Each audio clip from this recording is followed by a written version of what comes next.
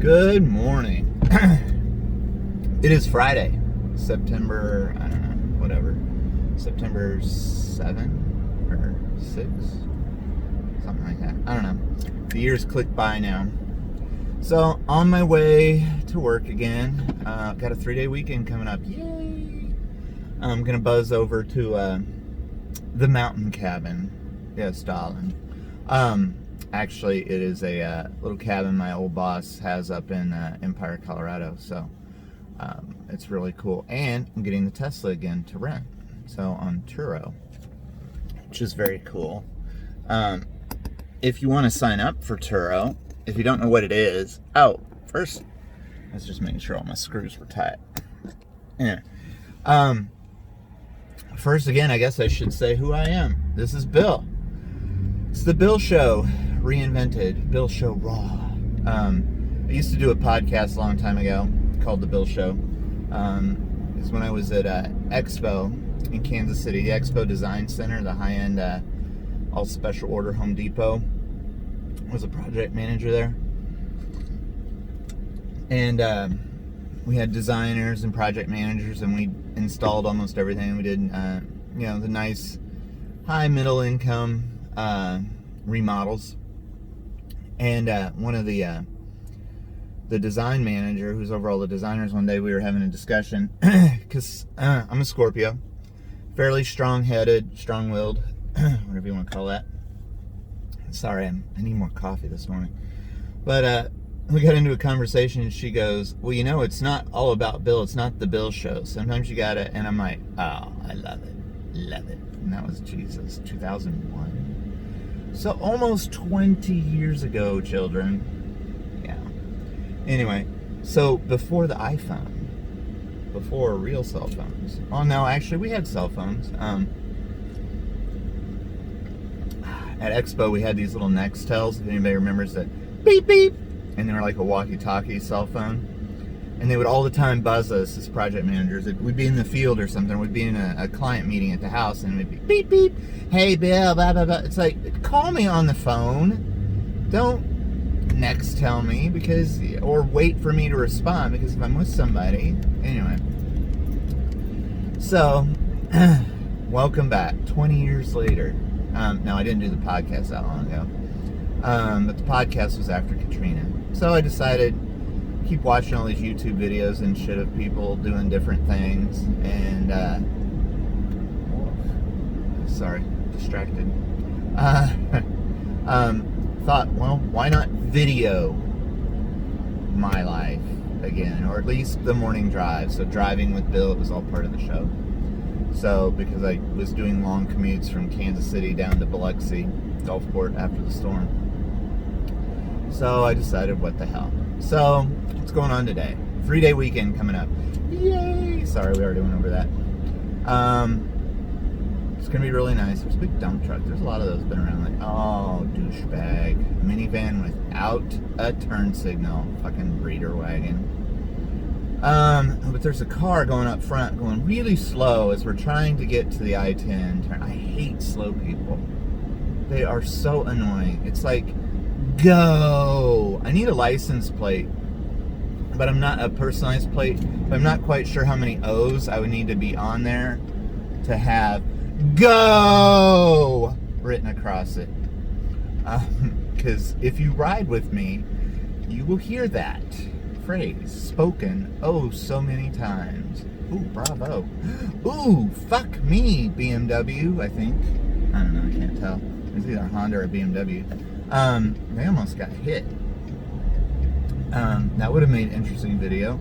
I do have a dash cam, so we could have seen it, but I would have had to edit the clip. And like the Bill Show, these are shot in one take. I don't do the editing. I don't know. Maybe if I got enough followers and enough time to actually do it, then I could do editing and all that crap. But with the Bill Show on the podcast, everybody would be like, well, do you remember saying this or this? And I'm like, I don't listen to it. And I'm like, I don't edit it usually. I mean, there for a while I was cutting some stuff in. Like I had a a listener line where people could call in and leave comments and blah, blah, blah. But now you can just do that below. Oh, so back to Denver. So there's a rental car app called Turo, Turo. Again, I'll put a link down below. Because if you do sign up for Turo, it's kind of a way to rent cool cars instead of just renting a normal rental car. I mean, you know, you can get a Dodge Charger anywhere, and they all look the same, and they're all kind of lower level. Turo, people can put their cool cars on there, like a Tesla, and you can rent them. Unfortunately, the bad part with the Teslas that seems to be on there, especially even here in Pensacola, there's a couple of Teslas available for rent on there, but they want like $250 a day. Now, I get it. It's your car. Well, and see, the basic concept behind Turo is you could rent your personal car when you're not using it to make a little bit of money. You know, maybe help offset the car payment. Not a bad idea. I did this. I did it with my old Mustang convertible, the one I had right before the truck. And I was getting rid of the Mustang because I'd already bought the truck. I didn't trade it in, a bunch of blah, blah, blah. But anyway, so the Mustang was going away. It was going to South Florida.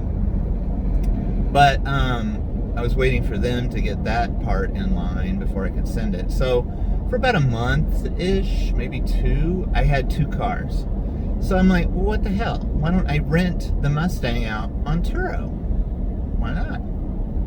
Should I go down Car City or should I go 110? What time is it? 7:16. Yeah, I'll go.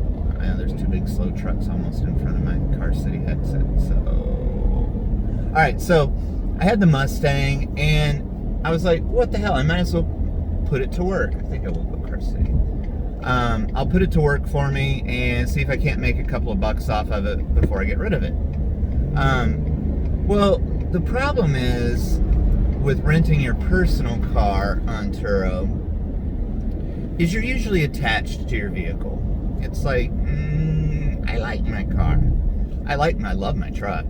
I liked the Mustang convertible a lot. It was actually a really fun little car. I wish I hadn't changed the exhaust on it because it was only a V6, and I put some, wow, it's pretty clear in Car City. I put a different exhaust on it because I wanted a low rumble. I wanted it to sound like a 5-liter V8. I should have just got the 5-liter V8 in it, but anyway. So it was kind of loud. I didn't like that. But other than that, I love the car. So I decided to rent it on Turo. And if you're going to rent a car on Turo, you want to price it at a point that you can rent it. You don't want to price it, $150 a day for a 10-year-old Mustang convertible, because nobody's going to pay $100 a day for, one person might, but, it's supply and demand. So you got to price it right so that you can rent it. It's like a hotel room. A hotel room for a hotel does not make money for the hotel unless it's rented. It's better to rent a hotel room out for $50 a night when you're trying to get $100 a night and nobody buys it at $100, but you get $0 if you don't rent it. So it's better, that's why you can get hotel deals on like Hotwire or Priceline. Jesus. There's bumps right in front of the Kia dealer. I need to tighten this little bracket thing up that's holding the camera. So I was renting it at a decent price, I think about $60 a day or something. And I rented it out a couple of times. You learn that, if you're renting your car, you don't want to rent it for a daily rental because it's too much work to turn it over. You're basically the car porter, so you've got to, get it cleaned up, get it ready for the next person, meet the next person. So I kind of learned from that, and then I've kind of learned from renting a couple of cars on Turo now of how to do that better is at the airport. But if you're not close to the airport, then that's kind of hard because most of your times you're going to be renting, it's going to be at the airport. Oh, look, there's the dude with the oversized fender flares on stock tires. Oopsie. Oh, I think there's a bump. Hold on, let's make sure we don't lose the camera. There we go, that wasn't too bad. So, anyway, back to Teslas on Turo. It's a great place to rent a Tesla. If you want to try a Tesla and see if you could live with an electric vehicle for, a couple of days or whatever, rent a Tesla for the weekend or whatever. And if you go on a trip, try and find a Tesla to rent. So going to Denver, I found on Turo there were several mini Teslas. Of course, because it's the least expensive, the Model 3, there's a bunch of them. So I found this guy's Tesla on Turo, and it's a 2018 Model 3 Performance, all-wheel drive or dual motor, of course. The dark charcoal gray's already got the windows tinted. It's got the black seats. I wish it had white, because my Tesla will have white interior, because it's just stunning. And it's a fun little car. So we went up to the cabin. Finally, we were up there for like a week in around July, and rented the car for the week. So you're paying, and then at his rate, it was about like $80 a day or something. And then if you rented it for more than 4 days or whatever, you actually got another 10% off. So it actually brought the price down to where you would be paying for a premium car at, Enterprise or wherever. So it's like, yeah, what the hell? That's doable. That was fucking fun. But that car is available again this weekend. So guess what? I'm going to be driving all weekend again. Yes, sir. Model 3 2018. The exact same one. But it's cool. So I pick it up at the airport. And oh yeah, so if you're going to rent the cars on Turo, I think especially for like Pensacola, I would just have it stored near the airport. Because even then, it's not that far for me to drive to. So if somebody was a local rental, then it would be there. So I don't know, a lot of things to think about. I want to get like a couple of Teslas and rent them on Turo. That would be fun. But again, that's not just like, oh, here's the keys to my car, go ahead and take it.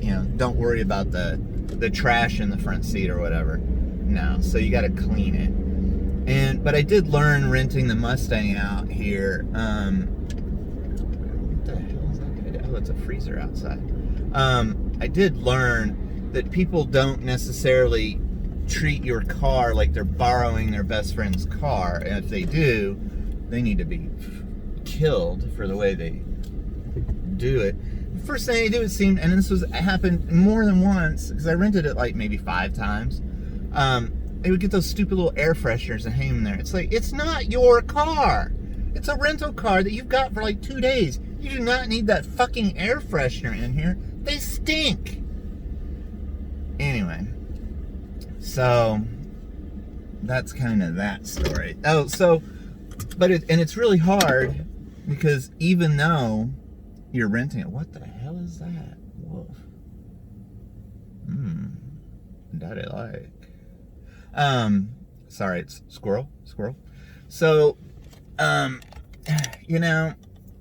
it's really hard, because you got to look at the vehicle as just a tool, and it's a tool to make you money. So that if you're in love with it, it's kind of hard letting people drive your car. You don't know these people.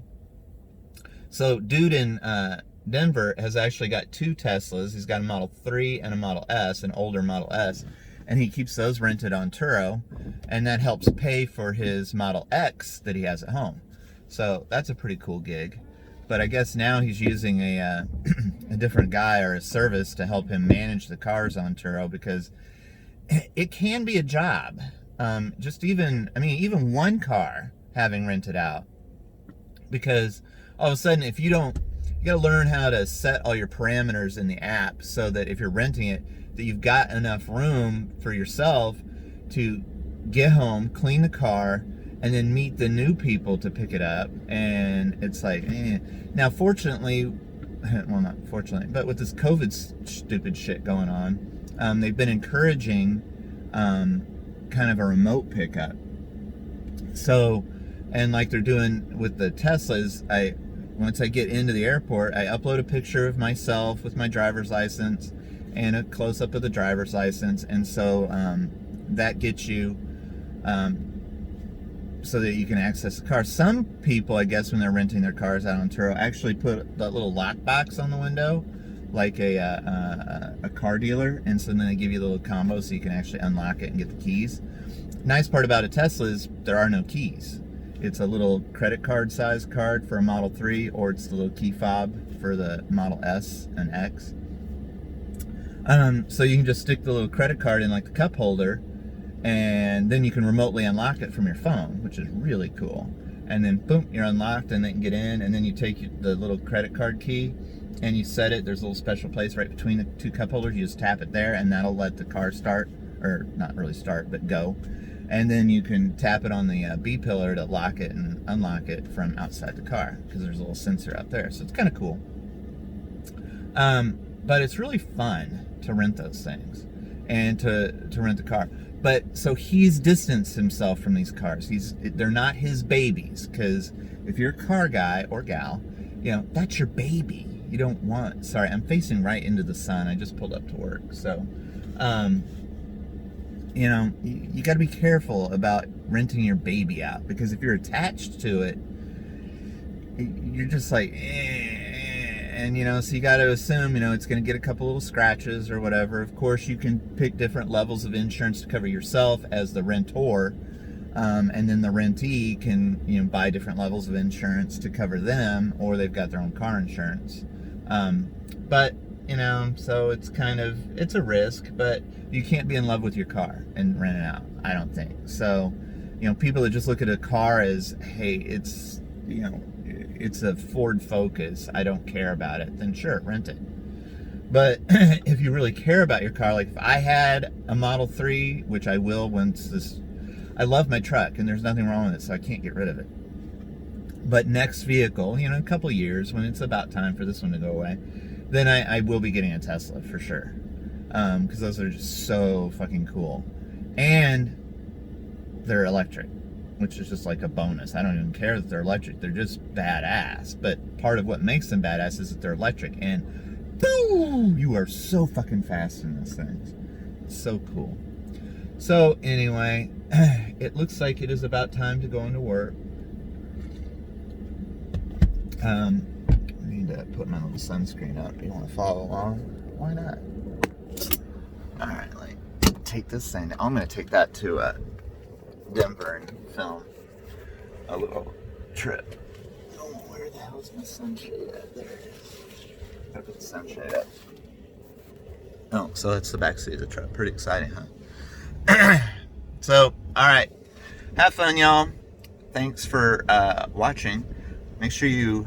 Oh, there. Oh, see, I can't see without sunglasses on. Sorry. I gotta decide which pair of sunglasses to wear to Colorado. I might wear these. These are digital camo with black prism lenses. I like Oakley's.